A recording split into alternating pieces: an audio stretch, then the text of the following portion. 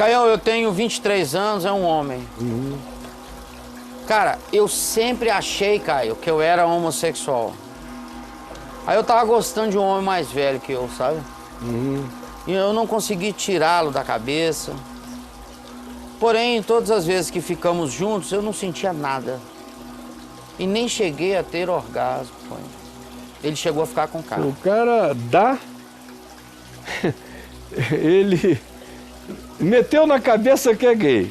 Botou na cabeça que é gay e ficou afim de um cara. Aí começou a dizer, eu sou um gay que gosta de gente de homem mais velho. Aí ficou com o cara, nada. Isso é um prato cheio para uma terapia freudiana na hora, né? Cheio. Um cara que não tem pulsão gay, que acha que é gay e que escolhe figuras paternas, figuras mais velhas. A projeção aí, não? É. E que dá pro cara para agradar o cara enquanto ele mesmo nunca teve nenhum prazer. Nunca teve nada. Aí só falta ele dizer que saiu com uma menina, ficou doido, teve orgasmos e se apaixonou. E aí é um caso interessante se for assim. É, mas não é assim. Ele fala assim, ó. Porém, todas as vezes que ficamos juntos, eu não senti nada e nem cheguei a ter orgasmos. Porém, não sinto nada por mulheres. Caio, hoje em dia, essa obrigação, o cara tem que ter, é uma obrigação perversa. Tem que sentir alguma coisa por mulher, se não sente por mulher, tem que sentir alguma coisa por homem. Se não dão espaço para não sentir coisa nenhuma, nem por mulher e nem por homem. É por aí que ele tá. Pelo amor de Deus, cara, tá cheio de gente que não sente nada nem por mulher nem por homem. O Jesus nunca falou no assunto em relação a ele, não é? Ele nunca disse, em verdade eu vos digo que sinto terríveis tesões por todas as mulheres da Galileia, mas decidi me tornar um eunuco por amor ao reino de Deus. Esse papo nunca existiu. Você não vê Jesus tocando nesse assunto para ele. Agora, você vê os apóstolos que conviveram com ele, e como na carta aos Hebreus, e como no Evangelho de Lucas. No Evangelho de Lucas ele diz aos apóstolos, vós sois os que tendes permanecido comigo nas minhas tentações. Todos. E na carta do escritor da carta aos Hebreus está dito, pois ele, Jesus, foi tentado em todas as coisas à nossa semelhança, mas sem pecado. É só o que se diz sobre qualquer que tenha sido a direção pulsional dele. No entanto, ele decidiu, como tinha que ser, que ele era eunuco do reino de Deus. Porque não faz nenhum sentido que alguém venha à Terra com uma missão daquela para se casar e gerar filhos. Sim. Não faz sentido. Não faz, olha só. Eu que não sou nada, eu sou a bosta do cocô, do dejeto, do... Cavalo do bandido. Não, ainda está muito elevado. Eu sou as coisas que não são mesmo. É porque eu não tenho natureza. Mas na minha compreensão, eu cheguei a pensar algumas vezes, se eu não fosse um cara que goste tanto, na realidade mais do que eu gosto, eu preciso da companhia feminina, da continuidade feminina, não é de sexo, é dessa extensividade. Eu me completo nela. Sim. Mas se eu não fosse assim, tão assim, olha, teria sido infinitamente melhor para o meu ministério, provavelmente, para a expansão, para a liberdade de pregação, ficar como Paulo ficou, indo para onde queria, a hora que queria, fazendo o que queria, e pregando o evangelho sem aquela angústia de voltar para casa. Certo.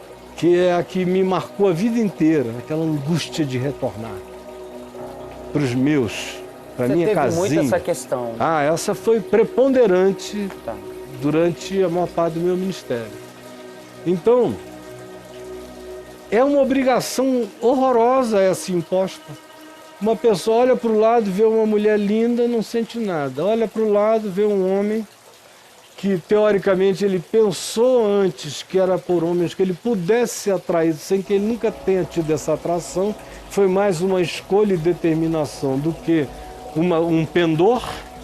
E aí conclui que também não. Então, pelo amor de Deus, fique em paz. Não dá para ficar em paz como um eunuco do reino de Deus, como Jesus disse. Tem uns que nascem eunucos. Deve ter sido o seu caso. Ele nasceu. Só encasquetou que, como você não sentia nada por mulher, você devia ser gay. Porque tem isso, o cara nasce. Chega ali aos 8, 9, 10 anos de idade, 11 anos, não sente nada, 12 anos, por menina nenhuma. Aí logo é aquela lógica dos patrícios. Logo. Se sentes tesão por mulher, aí não. Ora, logo tu és gay.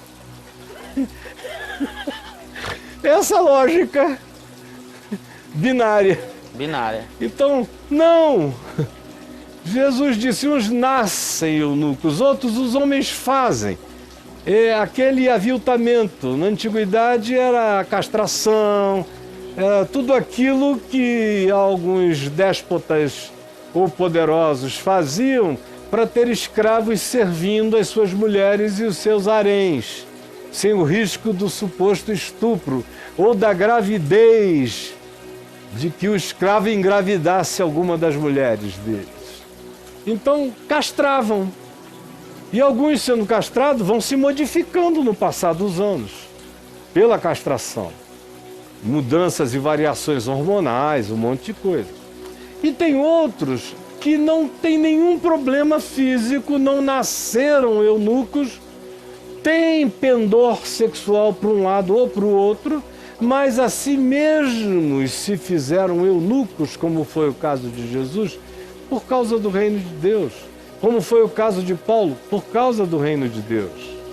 E Jesus disse, no entanto, poucas pessoas estão aptas para discernir esse terceiro conceito, que é desses que, tendo pendor sexual, tendo pulsão sexual, todavia a sublimaram, para dedicarem-se exclusivamente àquilo que sabiam ser os seus chamados no reino de Deus, como foi o caso do meu queridíssimo amigo John Stott, que já está no Senhor. Foi noivo algumas vezes, mas na última hora ele dizia, não é a coisa mais importante para mim, o que é de mais importante para mim é outra coisa. Então abriu mão daquilo e se dedicou ao que se dedicou.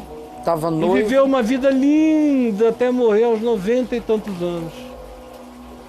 Então a gente tem que acabar com essa tirania da sexualização bipolar. O cara tem que gostar de mulher. Se não gostar de mulher, é um atestado de que ele é gay. Aí, como no caso desse moço, lá vai ele tentar ser gay, porque não gostava de mulher, e ele é provavelmente apenas e tão somente alguém que nasceu eunuco, que nasceu assexuado. E Jesus tratou disso com naturalidade. Às vezes nasce, foi o que Jesus disse. Jesus não problematizou nada. É assim mesmo. Se não filosofou sobre nenhuma dessas coisas, acontece. Se for o seu caso, aprenda a lidar com isso. Faça isso em algo para a glória de Deus, como ele falou do cego de nascença. Ou falou de qualquer outra coisa. Transforme isso em glória, em vida, em significado pessoal, em individuação processual. Cresça. Então, meu amigo, para com esse negócio de ré num quibe que não te dá prazer nenhum. Não está rolando. Para com isso, vai ser solteiro. Vai ver o que você ama fazer e faz de todo o coração. Adote seus sobrinhos. Adote a Dona Cotinha, como a gente mostrou hoje aqui. Seja pai ou mãe de Cotinha. Vá fazer o bem na vida, vá dedicar-se ao que você ama fazer. E se case com as oportunidades de amor, de serviço e de utilidade nesse mundo. E fique livre da opressão dessa geração. Tá bom, querido? Temos mais uns minutos aqui. Ele só fala que quanto ao homem, a gente se dá muito bem, sabe, Caio? Nós somos cada vez mais sintonizados como amigos. Aí eu também, eu e o Braulio, a gente também está aqui há 8 anos, vai fazer 9, nos damos muito bem. Isso. Nunca fizemos sexo. Meu Deus. Até porque essa barba aqui na minha nuca eu não ia suportar. Nunca fizemos sexo. Acabou que eu já estava casado, ele casou depois, eu fiz o casamento dele. Casados com Adrianas. E não temos nenhum conflito, nenhum problema, entendeu? Como amigos. Vamos lá, Braulio, mais 5 minutos. Pois é, coitado do bichinho. Aí, a pergunta dele é muito engraçada no final, sabe? Ele fala assim, eu sou o quê, Caio? Você é só um homem, não basta? Apenas Olha, você está em boa companhia.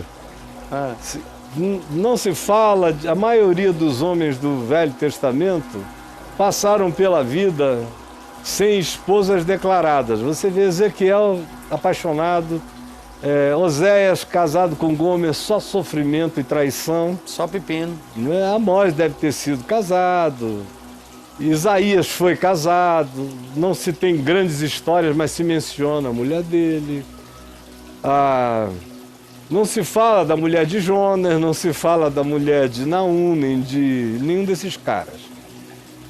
Jesus com certeza não foi, Pedro era, e voltava para casa de vez em quando, mas foi ficando muito rarefeita a volta, por causa da dedicação dele às outras coisas. Não dá certo. Essa paixão absoluta pelo reino de Deus, Paulo disse, para você fazer isso em tempo integral mesmo, você tem que ser solteiro. Está escrito lá na primeira epístola de Paulo, capítulo 7. Ele disse, se você quiser, vai ter que ser sozinho. Porque se você casar, é o mandamento do reino que manda você se dividir. 50-50. Vai ter que cuidar da mulher, dos filhos e se dedicar ao ministério depois de cuidar disso, porque primeiro vem isso. Se alguém não sabe cuidar da sua mulher, dos seus filhos, da sua casa, vai se meter em quê em relação ao evangelho do reino de Deus? Caio. Se não começar dentro de casa, não pode se estender para lugar nenhum, é um conselho. Entendi. Deixa eu fazer uma pergunta aqui. Estamos acabando. Não, mas temos mais minutinhos. Você acabou de dizer uma coisa que, né, Paulo disse. A Igreja Católica se estriba nisso, né? E por que deu errado? Não, dá errado porque Paulo diz, escrevendo aos Tessalonicenses, que era uma das marcas da apostasia proibir o casamento. Ah, tá. Aí começou. Aí, quando começa a dizer para servir a Deus, impõe que o cara não pode se casar, dá tudo errado. Porque a maioria das pessoas amam o trabalho em nome de Deus e querem servir, querem se entregar, querem fazer isso de todo o coração e com toda a espontaneidade, mas também querem se casar, né? Querem ter filhos. Uma coisa não briga de modo algum com a outra. Quando vem essa determinação papal, e que é bem posterior, a Igreja Católica não foi assim o tempo todo. A maioria dos papas casaram e tiveram filhos. A história do papado católico é também uma história de sucessão de dinastia. Teve papas que empossaram seus filhos, Olha. Então, a grande razão pela qual a Igreja Católica acabou adotando a proibição do casamento para os seus sacerdotes, sim, Caio, foi em razão de questões de natureza econômico-financeira. Foi economia. Foi para que a viúva não entrasse em juízo contra a igreja, demandando bens em nome do que o marido, o sacerdote ou bispo tivessem feito pela igreja. Foi só por isso. Foi por essa razão.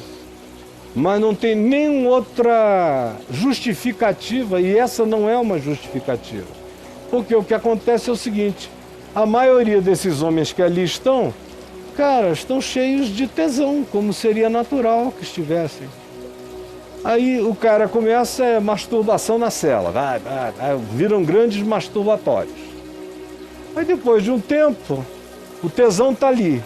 Quem tem acesso a alguma mulher paroquiana, que seja discreta, ele tem um caso e uma relação paralela. Isso aí rola muito. Filhos e tudo mais. Tem aqueles outros que não têm atração por mulher, que a atração deles é por homens. Aí começam padres com padres. Tem alguns que têm uma atração homossexual que vai virando perversão de poder. Aí entram as crianças. A pedofilia. A pedofilia. Coisas essas que provavelmente não acontecessem do jeito que acontecem na Igreja Católica se os padres casassem. Você ia ter muito divórcio. Ia ter muito caso de adultério. Que são problemas de quem casou. De quem casou. Né? Mas não de homossexualidade, às vezes de gente que nem gay era, só precisava ter um prazer. E perversões que cresceram pelas doenças do poder da hierarquia religiosa, que faz o olhar querer consumir tudo aquilo que pode e deseja e consegue. De modo que Paulo foi explícito dizendo que nos últimos dias viriam aqueles que proibiriam o casamento, que está aqui em 1 Timóteo capítulo 4, que o Espírito Santo afirma expressamente que nos últimos tempos alguns apostatarão da fé por obedecerem a espíritos enganadores e ensinos de demônios. Isso acontece por causa da hipocrisia dos que falam mentiras. Quanto mais as pessoas pregam mentiras, mais os demônios entram no engano da história. Mais demônios. Ensine mentira e você será inspirado por Satanás profundamente. Pela hipocrisia dos que falam mentiras. E que, porque falam mentiras e se acostumam com a mentira e passam a obedecer espíritos enganadores e ensinos de demônios, a consciência deles se dessensibiliza, fica cauterizada. E aí Paulo diz, esses também são aqueles que proíbem o casamento. Ele não está falando aqui da Igreja Católica. Ele está falando de certas linhas de fé cristã que tinham sido cooptadas pelo gnosticismo asceta, que era o gnosticismo que dizia que a salvação estava em separar o corpo do corpo, em não ter contatos físicos, em diminuir os contatos físicos. Isso é o ascetismo, ao qual Paulo faz referência em Colossenses no capítulo 2 inteiro. São aqueles que dizem, não toques nisso, não pegues aquilo, não toques naquilo outro, não bebas aquilo outro. Ascetismo. Ascetismo, que tem aparência de piedade, mas não tem nenhum valor contra a sensualidade. A psicologia de Paulo é fulminantemente simples e direta, e a conclusão é chocante. Então, que proíbem um casamento, exigem abstinência de alimentos, ascetismo. Não comas isso, não proves isso. Tudo isso é apostasia. Exigem abstinência de alimentos que Deus criou para serem recebidos, todos eles, conforme aquele lençol de Atos 10, lá da casa de Simão Curtidor, Pedro, mata e come. Camelo, réptil, cobra, tudo que judeu não comia. Proíbem, exigem abstinência de alimentos que Deus criou para serem recebidos com ações de graças por todos os fiéis e por tantos quantos conheçam plenamente a verdade, pois tudo que Deus criou é bom. Sexo, comida, bebida, e recebido com ações de graças, com gratidão, nada é recusável. Porque pela palavra de Deus, pela palavra da gratidão e pela oração, todas as coisas são santificadas. Uma vez eu falei numa reunião lá no Café com Graça, em Copacabana, que a comunhão que eu sentia, que eu tinha espiritualmente com a Adriana, tinha sido algo tão diferente de qualquer outra coisa que eu já tinha tido na vida, que eu já tinha tido ímpetos de falar em línguas, tendo relações sexuais com ela. Rapaz, se levantou uma mulher psicóloga, Eita, que rapaz. morava na Barra da Tijuca, não falou nada na hora, mas eu vi que a mulher enlouqueceu, ficou quase possessa. Quando acabou a reunião, ela veio falar comigo que ela não apareceria nunca mais lá. Ela não conseguia conceber alguém tendo relações sexuais e falando em línguas. Que uma coisa era uma coisa, outra coisa era outra coisa. Eu abri esse texto e disse, olha, minha querida, desculpe, mas todas as coisas são santificadas. A comida que eu como com a boca e todas as outras comidas da vida. E todas as outras coisas. Todas as refeições são como, santificadas com ação de graças. Eu falo em línguas até fazendo um gol, sozinho, só não faço disso um espetáculo.